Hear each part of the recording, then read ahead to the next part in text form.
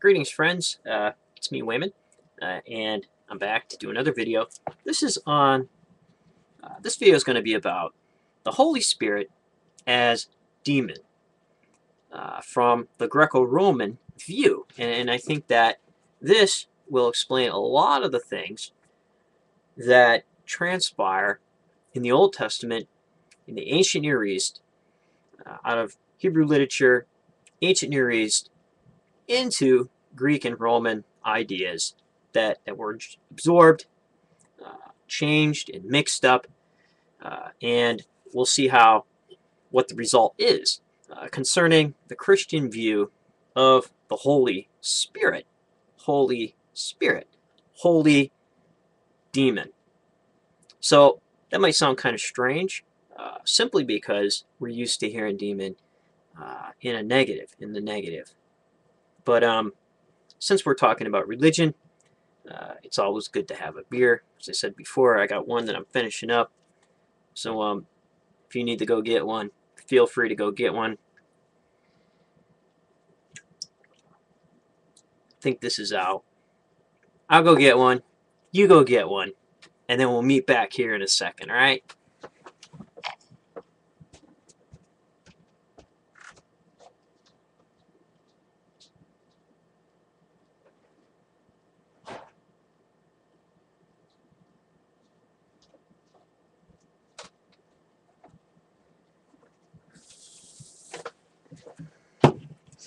All right, so hopefully you're back. If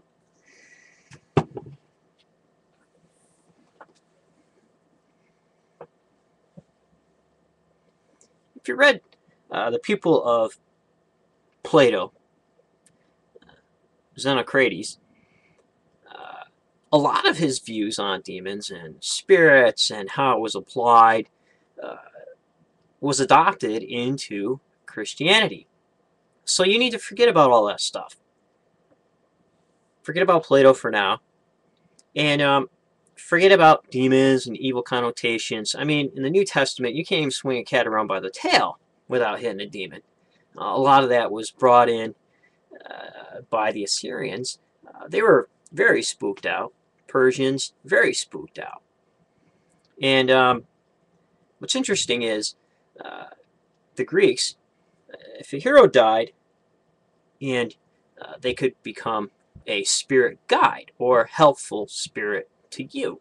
So here we have, why I'm doing this is to point out how the Trinity came to be. So we have the hero, like Hercules, ascending to live with the Olympians. Same exact thing in the Greco-Roman view when they heard the gospel of Christ ascending, and pagans, educated pagans who read Homer, who read the Homeric epics, who were part of these mystery cults, shall we say, festivals, participated in the Greco-Roman festivals. These things were huge. Migrated and were brought into Christianity. All this stuff, and as the theology was being built, all this stuff was being built. Plain and simple. So here you had a hero ascend. Now the hero will send a demon to guide you. So that is what, in the upper room, the 12 were waiting for. And when they were possessed, they were able to do all the things that the hero did through Jesus Christ, their Lord. Very interesting. So, getting into it,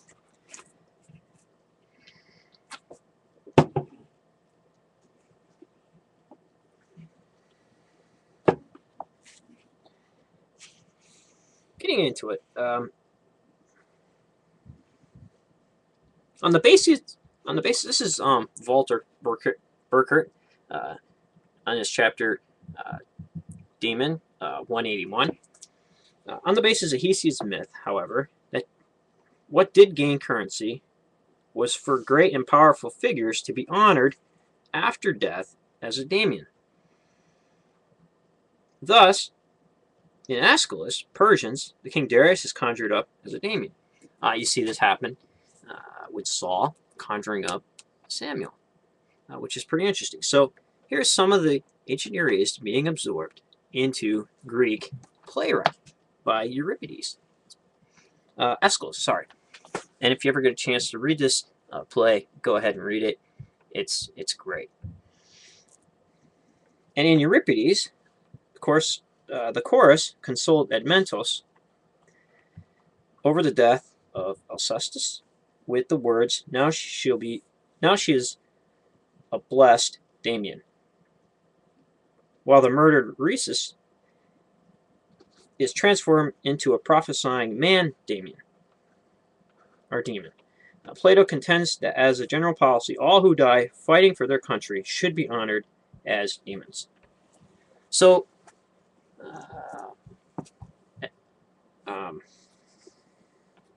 Admetos cheats death. He's protected by Apollo, but when death shows up, Apollo leaves. His wife steps in and takes his spot in death for him, and she's brought back from the underworld by Hercules. Admetos is good friends with Hercules. Hercules is staying at his house. Says, "Oh, Admetos, why are you so terrible? Why are you feeling so bad?" Admetos never tells him what really happened. Hercules finds out. He goes to the underworld, brings her back, and when he realizes he's all happy, he's kind of a selfish guy. He cheated death. There's a whole story that goes with that. Rhesus, the play Rhesus, was about the huge king that came in kind of late to help the Trojans fight the Greeks. He comes in all decked out. And he's sliced up in a night raid by Odysseus and the spear piercing, the wily Odysseus and the spear piercing Diomedes. They take his horses and his armor. It's an excellent play, and this play builds on that story out of the Iliad. Excellent stuff. So here we see heroes coming back as demons, and also in the play, Agamemnon of Euripides, Orestes, who is trying to gain, reclaim honor for his father who was killed by his wife, Agamemnon, and if he is not avenged, the Furies will haunt them. So it would be an evil demon. The Furies, the blood would unavenged would haunt a person, but they are positive. So I guess what I'm saying is that the Holy Spirit here, in Greco-Roman terms, would be that kind. You see an evil demon of the divine or the creator out of Hebrew literature implanting a evil spirit in Saul, and the evil spirit of the Lord. That's what's going on. And also, what's interesting is false prophecies. These deities will implant false attitudes, false prophecy, false notions, false information, like God with Pharaoh, to run the enemies to their fate, to be avenged. You see this happening in the Iliad, definitely, when the scales tip and it's seen that Hector is to die. Hector doesn't know. He's not a deity. Achilles knows. Zeus has the scales. The scales does not tip in Hector's favor. Apollo leaves him. He leaves Hector. Hector's betrayed by Athena, who appears to him as his brother and says, "Turn and face Achilles. Stop running. I have spears." And after Hector throws the spear, she gives it to Achilles, and he's run through by Achilles through the hole in his helmet and the neck. And so that's being betrayed by phantoms and false illusions that all are created for both the will of the God to do good and to push a person headlong into their fate, like King Saul being left by himself on the battlefield. So the Holy Spirit, I believe, as part of some kind of Trinity, ended up being three.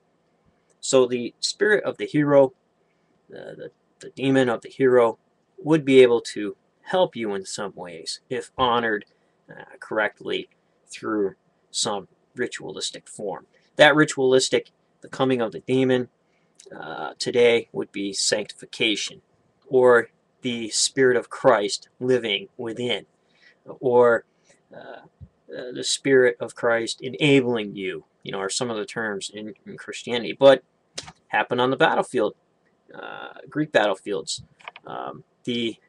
The spirit of war, eros, enabling you to forge ahead. Amazing stuff. So hopefully you enjoyed that. Be well, friends. And remember, if everybody's thinking alike, then somebody isn't thinking.